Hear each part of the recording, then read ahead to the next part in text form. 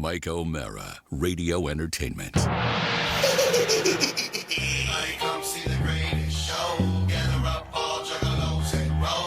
like that. That's a good choice. Thank you. Did you do that for our guest? I did. It's this old theme song. I used to love hearing this every night. I am very, very pleased on our TMOS Extra this week to welcome a voice from the past as far as I'm concerned and the Don and Mike show is concerned and Rob's concerned. Ron Bennington from Sirius Satellite Radio is joining us right now. He back in the day, if you remember us, it was the Don and Mike show and the Ron and Fez show on WJFK. And we said to ourselves in the hallways at 10800 Main Street in Fairfax, Virginia, who are these strange dudes?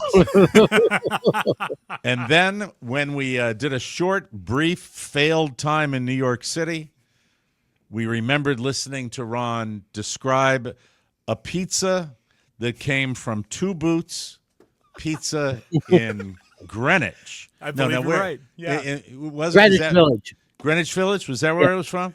Yeah. And Ron, with a sense of love that could only be conveyed by him, said, "Look at that son of a bitch." Yeah. Which was one of the greatest ways to describe a pizza. And Rob and I talked about that we've been talking about it for ever 20 since. years. As a kid would say, he said it without a trace of irony. He meant it. Yeah. He really did. Ron Bennington, the Bennington Show is on 2 to 5. You probably know that already on Sirius XM. That's the channel 103. The history of Ron, you might remember the Ron and Ron Show back in the day, and then the Ron and Fez Show. And the cool thing that I don't know anything about is that you have been working with your daughter, Gail, for quite some time now, and that's been... That's been your most recent endeavor.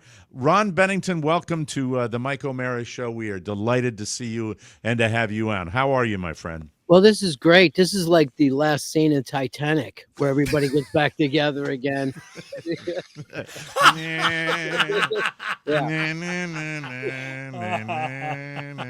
I hope not. I want to just, if we can do the memory lane thing first. Sure. Okay.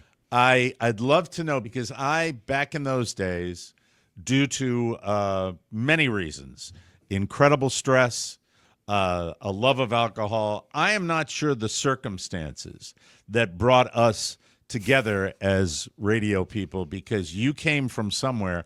I just don't know where you came from, but suddenly we had Ron and Fez at WJFK in Washington, D.C. Do you know? Now, if you asked me the question, I wouldn't be able to answer it, okay?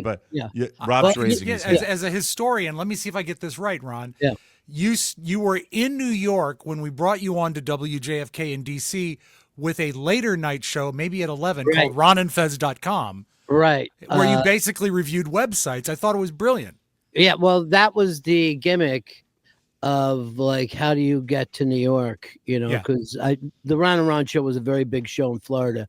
Yep. I went the exact opposite of normal people. I started in Florida and ended up north. But I went through, all the same things that you're talking about with the craziness of radio, with the craziness of many abuses. So by the time I met you guys in New York, how has somebody not written a book about that time at WNEW in New York City? It was a pirate ship. It was insane. It was horrible for me. Yeah. Personally, it was a time where, to give anybody that might not be familiar with it, the backstory of the Don and Mike show, we were asked to, in order to get a clear, which is getting a radio affiliate, to get a clear in New York City and in Philadelphia, to give up our afternoon show, and it would be taken over by Opie and Anthony, who would also get more affiliates that way. Right. And that's how it happened. And we ended up going to middays on WNEW. And when that happened, it was a time in my life. I remember, Rob, we were down in we were in D.C. for a week, and then we'd be in New York for a week, and then back and forth and back and forth. And my marriage was crumbling, and it was horrible. And then throw 9/11 into the whole thing. But the main thing I think Ron's referring to, and the pirate ship and the craziness, is that we went up to New York and got ourselves into a dandy radio war with Opie and Anthony up there, and it was very. I was surprised by it. Maybe listeners weren't surprised, but it was really tough because we were walking down the same hallway to do the transition, and they had a separate way of walking us into this. Do you remember that, Ron? Yeah, that they had a we would go. way of They walking would us into the hallway. Either one of us, either them or our team, would go through the engineer's shop, and the other staff would use the hallway, and so we wouldn't ever have to make eye contact. And I think you remember the cut through. Ron, up there where you could go through. But the thing that always troubled me about it is the weakest radio management team I've ever seen. I don't see that at all. That's not how I remember it. Jesus Christ. But I mean, really, a strong-willed radio manager would have said, shut the F up and behave like adults. We really did come really in happen. ready to play nice. I want to really correct did. one thing, though. Rob, did we meet Ron in Washington or in New York? In New York, we met him. In New York first, and then when It was first in New York. Right. in New York, and then when the station blew up, they brought us down to. That's how it went. God, yeah, they brought us down with like, oh, okay, you'll come back to New York at some reason. Yeah. And then Fez and I jumped to XM and came back. They abused you. They split your shift. You had to do an hour at lunchtime and then still your evening show. Yeah. It was horrible. Everybody was lost and, crazy, but I just chose to roll with it. You know what I mean? I just chose to, I don't give a shit what happens. Let's just You're have chill, fun. dude. I mean, you're somebody who actually, you are, what I remember is that, and I would go out and chat with you outside in front of WJFK, and I remember what you see, what you hear is what you get. You do the same thing on your radio show. You just, sometimes I loved your S's when you would broadcast, where it'd be just like, it was just, just gonna relax. Here's the thing we're gonna do, Fezzy. We're just gonna relax. Yeah. And it's, I mean, you were good at rolling with it. You've seen an awful lot at that point in your career. Well, right? I had seen a lot of darkness at different places. Some radio related and some not, what I mean? But I also knew the difference is you brought up stress. The stress of doing radio in those days. Yeah. Where it's book by book by book. Yep. Nobody realizes that feeling. You know what I mean? It's almost gone. Right. And certainly no one who lives in the podcasting world understands not just your show is on the line, the entire station is on the line 4 times a year. Talk to me about, because we got you for a short amount of time, and I want to make sure I ask the questions I wanted to ask you. When you talk about that with the Sirius thing, it's not like the old days of radio, but it's still. Is it more of a? It's obviously more of a pressure cooker. I don't know anything about it. I've never done it, so I don't know what. Describe it. I don't know what goes on. Pressure cooker at all. You come in, do a show. And then everybody says, it's a good show, I guess, today. And then you leave. There's been like 20 years of that. But here's that's great. Thing, and it's another thing that the big shot, the big VP here is Jim McClure, who you guys came up with. Wow. I didn't know he was still there. I saw him not long ago, and I didn't know he was still there. Stop. Wait a minute. I didn't bring sound effect. No, I'm not going to play sound. I want to play a crashing sound effect. No. Jim McClure is the biggie now? He's the big VP, and he's come into his own. He's that guy, in this place. Wow. Our part of the thing. And he's one of the few great guy, by the way. Really good guy. Really good. Great guy, like what I would call a player's coach. You know what I mean? He's there for the 100%.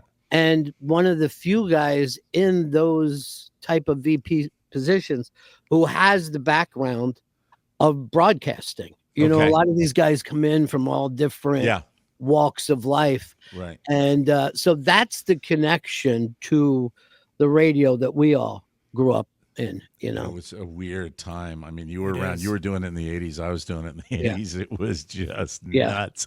Absolutely nuts. We both had radio partnerships that would be best described as interesting. Sure. It's difficult when when we make the joke about one of the few people we can say hi to. That's not necessarily true, but we both went through interesting partnerships. You had Fez, and that's who we associated you with when you came and joined us. Ron and Ron was a massive show down in Florida, and you guys were huge. Based out of Tampa down there? Based out of Tampa, yeah. And big stuff down there. And why that show? Why did that show end? Did that show blow up, or how did that work? Yeah, all shows kind of blow up. You know what I mean? There's all shows do blow up, and especially because when you get the heat, you're so young. You guys were young at the time. Stern was young. Everybody, there's something about being in your 20s and suddenly all that stuff starts to happen. And we were still doing stuff like, and the winner of line 9 of the U2 tickets, my Coke dealer. Boom. Hey, how did that happen? Boy, that's the same prize pig that was on last week. Yeah, that's amazing. Yeah. That is truly. And look, my experience. I have one experience with Tampa, and that was visiting Tampa during a Super Bowl. Yep. And I thought Eastern City radio people were out of their minds. No, I don't even know what that station was down there, but they were bat-ass crazy. Everybody. All of them down there. It's crazy. There's no doubt. I mean, just living down there, right? Especially when you're young, especially when you have money, especially when you look around and there's just titty dancers all around you and people party and hang. I mean, it's crazy, and you wonder how long can this go on. Right. But don't you feel like all shows kind of hit that point that you've been in a car ride with somebody for a long time? Oh, and absolutely. What happens on that road trip after a while? It's inevitable. It is. And it is also, I have found in my career, it's tough to, after it's over, that type of relationship is difficult to continue on any level for me. It's just awkward for me. It's awkward, and I feel like in the case of Don, some feelings were hurt at the end and during the whole time, and it's just it's not his fault. It's not my fault. It's just something that you grow apart sometimes and you move on. And then there are other times, like with my most recent example would be Oscar, where it ends really kind of painfully, and it's you pull the Band-Aid off, and all this stuff comes out that you really didn't know was there. It can end in a variety of ways, but it is extremely difficult to go back. You don't see, I'm sure you see people that work in certain office buildings and certain businesses that is like, Phil, great to see you again. How are you? Radio, it's a little weirder. Broadcast show business is a little weirder that way, Sure, of course. Yeah. But look, Don and Mike aren't talking to each other. Opie and Anthony aren't talking to each other. And me and Fez aren't talking to each other. So, what are you going to do? Point. Reason for that. Fez was an interesting cat. He really. How did you meet Fez Watley when you guys hooked up? Fez was after Ron and Ron. Yeah. No, it was actually during Ron and Ron. Okay. He was a walk-in intern. I actually met him at a little comedy club. Wow. And he goes, "You work in radio. I want to be in radio." I go, "Come in tomorrow." You know what I mean? I didn't know it. I always like the guys to bring into your team are the ones that are hanging around the balloon. 100%. You know what I mean? Like those 100%. mean more to me than any other kind of broadcasting. And he came in and he's funny and he's, literally a guy who's playing a gay guy who didn't know that he was a gay guy. You know what I mean? There it is, right there. Yeah. Wow. That's Fez, right there. Even when you guys met him, he did not say, "I'm gay." He was not officially out. He was not officially, not only out, but not practicing in the normal way, because he had this religious upbringing that made the whole thing a terrible sin. So he never, got to that point. Even when he played, Fez for, over, decades. Yeah. And then one day he said, okay, I'm gay, and he couldn't go back and play the Fez character the same way. You know what I mean? Like Yeah. Wow. it It had to be almost hard. it almost felt in a way like he wasn't being true to himself. And I'm like, it's still a character, but it wasn't as funny to him once he decided, you know what I I mean? get that. He Yeah. couldn't put the stereotype mask on, so he was the funniest person I've ever met. And you guys know, Yeah. you've heard him do shit that was just no Yeah. one else in radio has done it before, since, during. But he was so tortured and had anxiety and depression, which eventually became really physical in his life, where he would, have heart attacks and shit like that. So it is, it's hilarious in so many ways. It's heartbreaking in so many ways. It's so complicated that since he's passed away, I think about what the fuck was that friendship about? Because it was like more of a friendship first than Right. even a show. And yet we only really talked about the show like people who do this, do. You know what I mean? You'll Right. spend 2 minutes on family and the rest of the time, oh, that shit that you said, that could work. Yeah. You should run with that tomorrow. So all that stuff. But what I also realized when he died is because I didn't have to deal with all his problems. I went, oh shit, I'm kind of fucked up too. You know what I mean? Like, I'm sober, but A lot of issues there. a lot of issues that Sure. I used to party about. But I probably used him and all his problems as a way of feeling probably stronger about myself than I should have. Like, I'm the guy watching out for this and that. Right. Yeah. Did and it that to ever me occur is to you? go ahead. I'm sorry, Rob. I'm sorry. When he was still closeted and presenting the way he was presenting on air, did you ever sense that there was something deeper going on there, or was okay? I would say to him for years, Yeah. why don't you go suck a dick? And I bet you know what I mean? Just get that out of the way. Just get it out of the way. I know guys that'll Confirm it. Yeah, yeah, be here in exactly. no time. But that, that didn't, like, he really, I mean, as a gay guy, he was more like a lesbian, where he wanted to be in a committed relationship. Right. Right. And it's tortured is the word you use Yeah. that I think is perfect in that situation, and especially in those years. Yeah. It's so much different than it is today. It really is. It's a much different world. We were in lived the AIDS years. Yeah. The AIDS was blazing when 100%. he Yeah. came out. And then we're in the South. Florida's still the South. And so you would Yeah. get those calls and shit, which, a lot of people never get a bit. It doesn't matter. But, he dealt with that easier before he decided he was gay. You know what I Right. mean? I can But see that. Here's how people are. When I did the Ron and Ron show, people would say, hey, is Fez gay? And I'm like, I don't know, The second we started to do the Ron and Fez show, I would get, are you guys gay? Is that what's happening with this show? There were and I think part of the charm, and this is from an outsider, Right. when we experienced you guys, Rob, I have a strong memory of not knowing what the fuck they were about. Right. And that's what made the whole thing cool. It and- was and work. mysterious. They were creatures of the night. They Yeah. came into that radio station. I'd stick around a little bit after 7 would go, and I'd see their show kick off.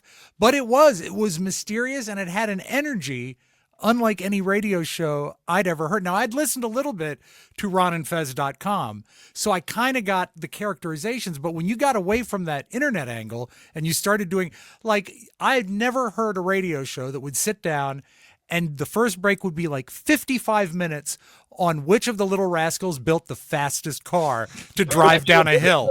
And that's like, and that was a go-to topic. And it was so great. It was eye-opening for me because I'd never seen it done like that. Yeah. But as far as the broken people, and I want to get your thoughts on my opinion of this, it was like a bunch of roosters at a cockfight. Yeah. And the roosters would be thrown in the ring, and they'd start cockfighting, and then if one particular rooster, acted too violent, they said, "No, hold on, you can't do that." We were asked to be kind of crazy and do stuff, and then when something would go wrong, the weak-kneed management would step in. But there was a lot of confrontation, and confrontation sold, at least on the Don and Mike show. It really did. There was I will say, sweetness to Ron and Fez, which I personally found refreshing after my own show, where I would listen to that and go, I would be envious of it. I would be envious that it wasn't just being a cobra all day long and hunting rodents. It was cool, and that was different. A conscious choice. Like you know what I mean, like. If we were going to do this show, we were only going to have fun with it because we had been through, morning radio wars and all that shit that just dragged you down. So, I mean, the thing about that show, although we never had a good morning show because we couldn't put a big morning show in there, but there was, it was the Yankees, you know what I mean? Like there was so much talent at the same time, but there was also such self-destructive, stuff going on with all the shows. With all the shows, you're like, you could have it all, and you're not going to. I feel that way all the time. I feel that I look back and I do say, if we had been normal people, and we were able to communicate normally and experience life normally and just be like adults, things might have been lasted longer, but sometimes it doesn't work out that way. Who, in your opinion, are more fucked up, stand-up comedians or radio personalities that, or the shock jocks that we had back in the day? The shock jock thing was set up. I mean, you see it in some places still, but it's way more political. If you remember, when we were coming up, we never gave a shit who was president. Right. You know what I mean? I don't even know if I voted the whole time I was in. Yeah, I mean, I don't think it ever entered into the program at all. Yeah. Ever. And now you can't get away from it. If you even say, I like this performer, oh, that guy's a libtard or that guy's a fascist, it's in the, so it's almost like the country became shock jocks. Yes. The listeners are the shock jocks today.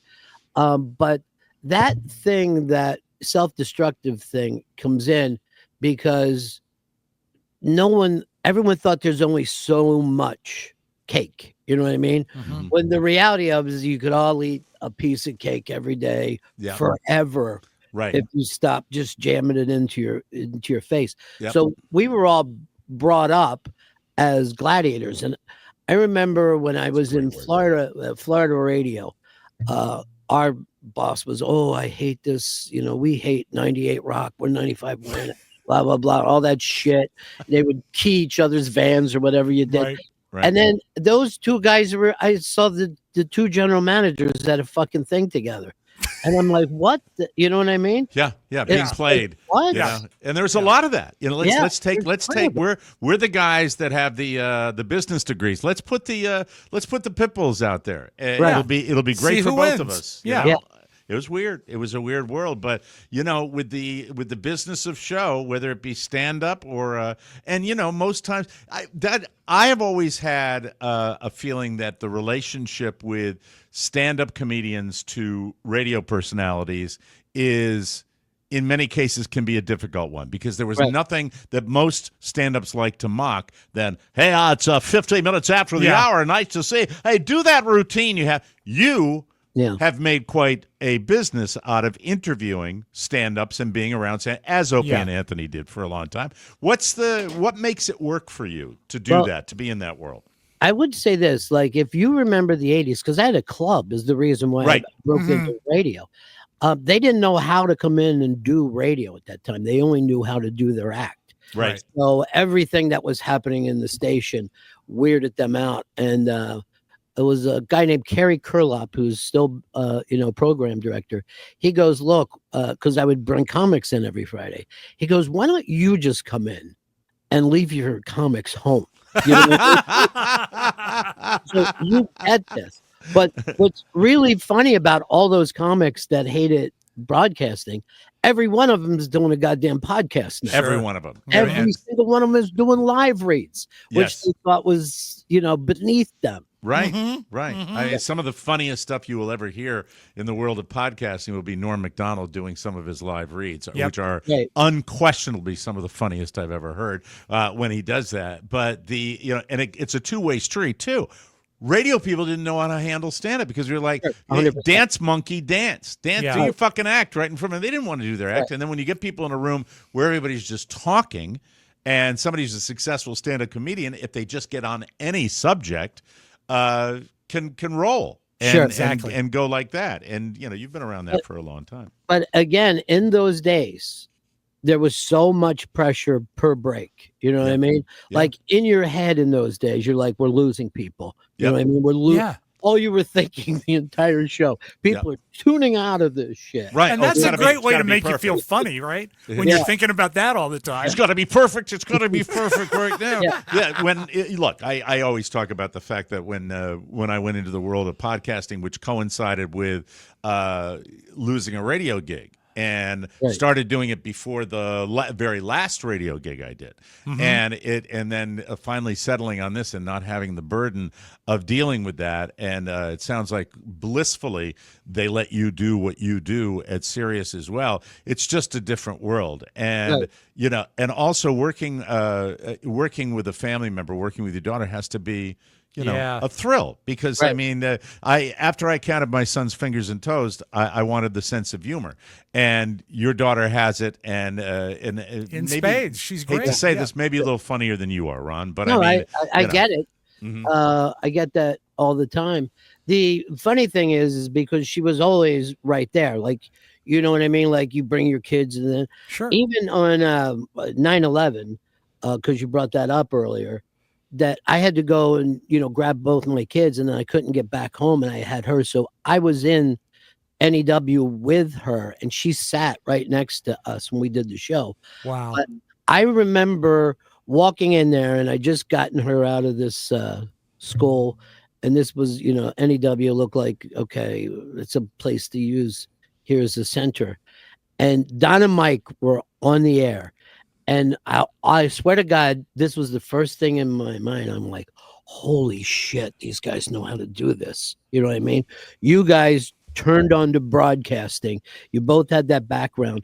And you were doing it as good as anybody did it that day. You know what I mean? While it was happening. Amazing. I appreciate that. It was an amazing thing to say, but I was also like, what the fuck are we going to do?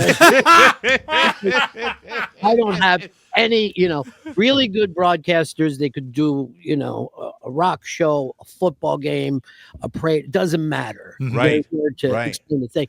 And you guys were so good at that kind of radio of we're just going into the moment. And I was like, oh, shit. Somebody asked me about WNEW and being in New York on 9/11 and being on the air with the first tower coming down, the second tower coming down, being on for about 8 hours that day, something like that, some weird number like that. And they said, what were you thinking about? I said, I was actually, when we would not be broadcasting, we weren't running commercials at that point. But we would take shifts where we would go out. I'd have a cigarette in the stairwell. And somebody said, what were you thinking about? I was thinking about somebody attacking that building. I was thinking about my own ass. I was thinking when I hear a creak or this or that. Nobody knew what was happening, and that it was that weird a time where are they going to attack us? We don't know. What's going to happen. It was shocking that it stopped. I remember that day. It was shocked when the plane stopped hitting. Yeah, I go, I don't get it now. You know what I mean? But this was the beginning of an invasion, not just what it turned out to be. I didn't know your daughter was with you on that day. That's amazing. We could do this for 10 more hours, but I know you were generous with your time tonight. The future of radio, and I talk about regular radio, not satellite radio, but it's a weird world out there right now. What are your thoughts on what's going to happen with the biz of radio in the future?